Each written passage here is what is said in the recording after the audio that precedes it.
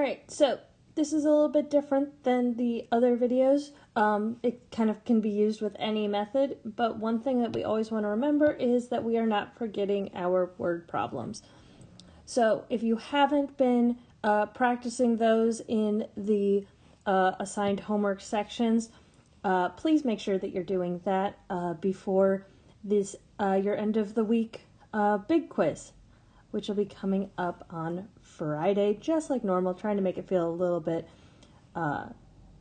like usual. So let's look at one word problem together. So here we have the admission fee at a pool is $150 for children and $4 for adults. On one day, 2,020 people entered and $5,050 were collected. How many children were in the pool that day? So what most of you struggle with these type of problems is not the solving, but the writing of equations.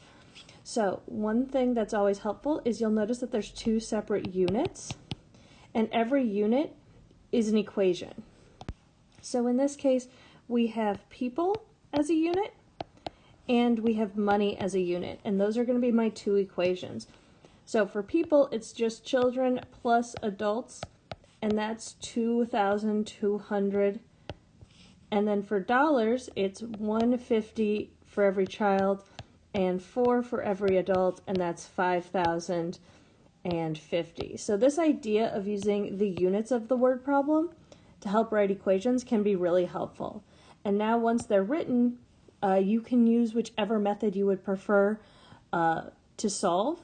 For me, since I'm only interested in children, I'm going to use elimination and eliminate the adults. And to do that, I need to make the A terms cancel out, which means that I'm going to multiply by 4 here. And then I'm just going to put that down here for organizational purposes.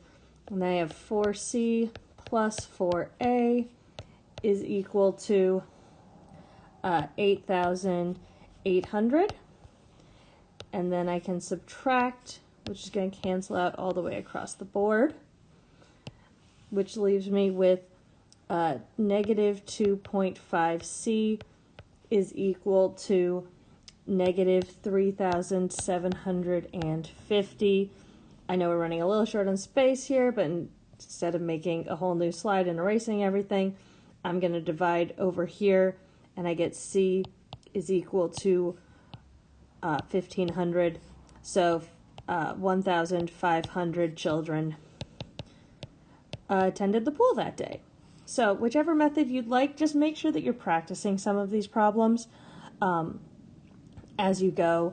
The word problems here are 43 through 57, and then here 47 through 51 from 9.1. So making sure you're looking at those sections as well. All right, again, leave your comments that you might have below, and please remember to complete your quizzes for the day with your check-in so that we know that you're in attendance and that we can follow up on you if there's any issues.